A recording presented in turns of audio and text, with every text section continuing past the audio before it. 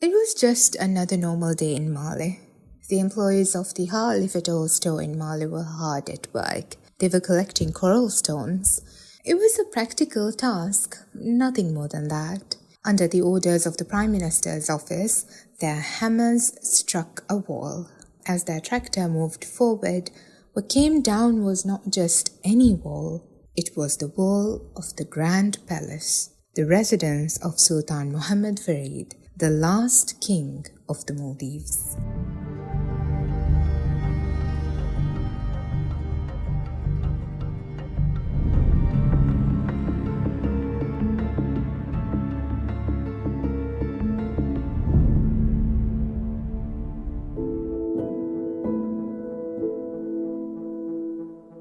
Hassan Nuruddin was the new ruler and Mohammed Farid was the new prime minister.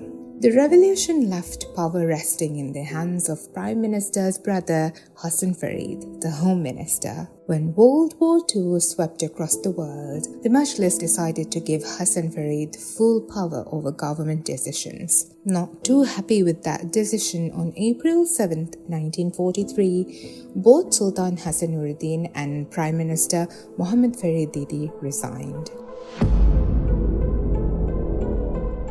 The throne of the Maldives fell silent.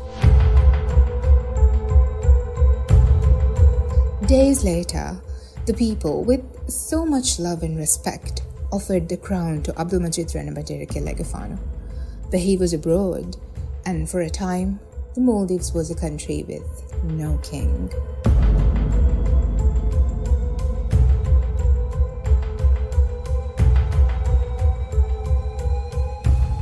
In that silence, new ideas began to bloom. The people wanted Mohammed Amin Didi to take the throne, but he refused. To him, kingship was not the solution the Maldives needed.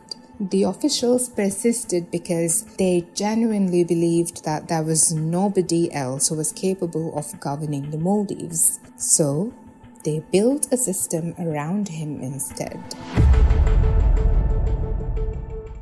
And so, not from a revolution, nor from public outcry, but from practical necessity, the first Republic of the Maldives was born on January 1st, 1953. But we all know how that went down.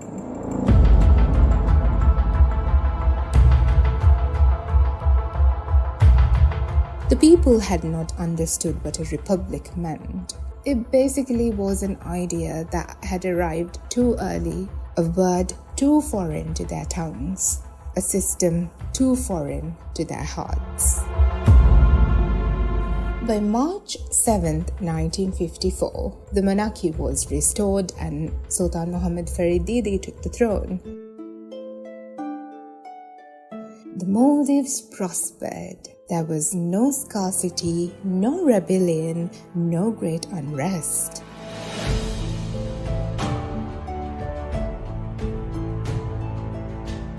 But politics, as ever, has a way of stirring even in still waters.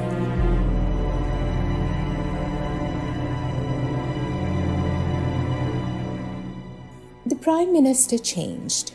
Power began shifting subtly from the palace to the government offices.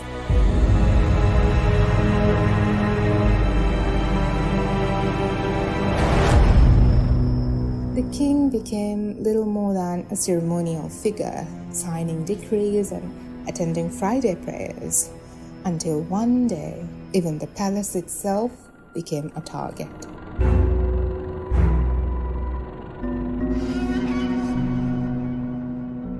On March 16, 1963, the employees of Ha-Alif Atoll store in Mali were ordered to demolish the Grand Palace wall.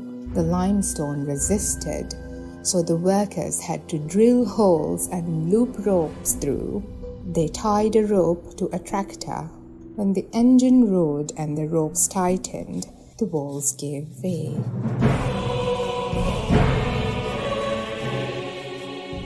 When those walls fell, so too did the last remnants of monarchy. Behind the demolition, many saw not a construction project but a message. Prime Minister Ibrahim Nasir quietly reshaping the nation. He was sending a signal that the monarchy's days were numbered.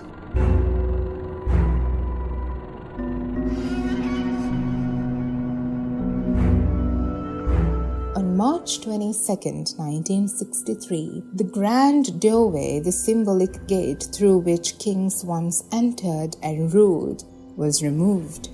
Then came independence in 1965. The Maldives stood on its own, and whispers of a new republic began again.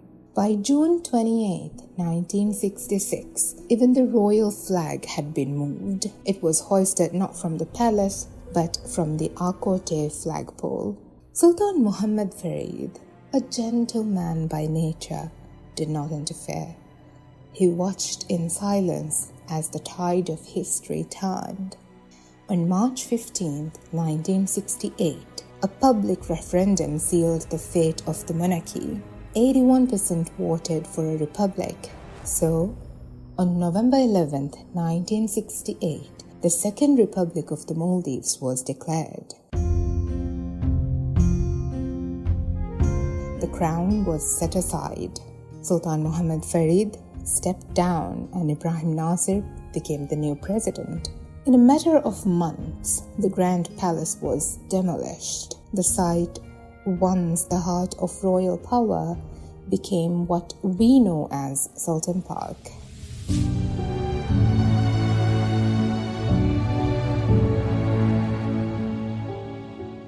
Sultan Muhammad Farid told his close friends that he would have willingly given up the throne had he been informed.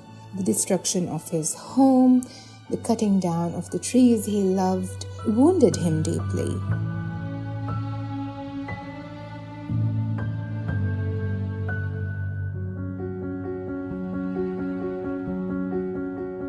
Ibrahim Nasir's decade as president marked an era of sweeping modernization and transformation in the Maldives. His foreign policy centered on building and maintaining strong, positive relations with nations across the globe. Ibrahim Nasir believed that investing in tourism would not only drive national development but also strengthen the country's global ties. In 1976, the Maldives joined the non-aligned movement, aligning itself with the vision of independence and neutrality in international affairs. Ibrahim Nasir ushered in major reforms in the Maldives. He abolished Varu, which was a traditional tax imposed on people living on islands outside Mali.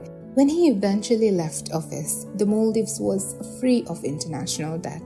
Under his leadership, the national shipping line, boasting over 40 vessels sailing the world's ocean, became a symbol of national pride, and it was one of the region's maritime success stories. In February 1978, the Felivaru fish canning factory opened, further boosting the country's economy. Ibrahim Nasir also introduced English medium education, mechanized the fishing fleet, and opened doors for tourism, laying the foundation for the Maldivian modern economy. Through his leadership, the Maldives emerged onto the world stage proud, sovereign, and no longer hidden within the vast blue expanse of the Indian Ocean.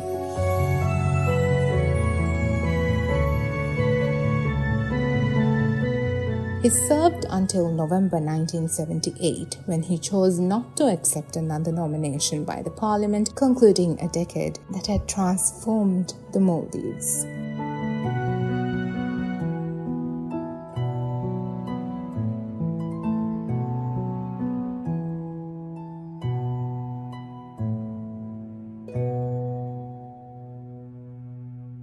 I think the echo of those falling palace walls still linger in our minds as a reminder of how fragile power is and how quickly titles can change.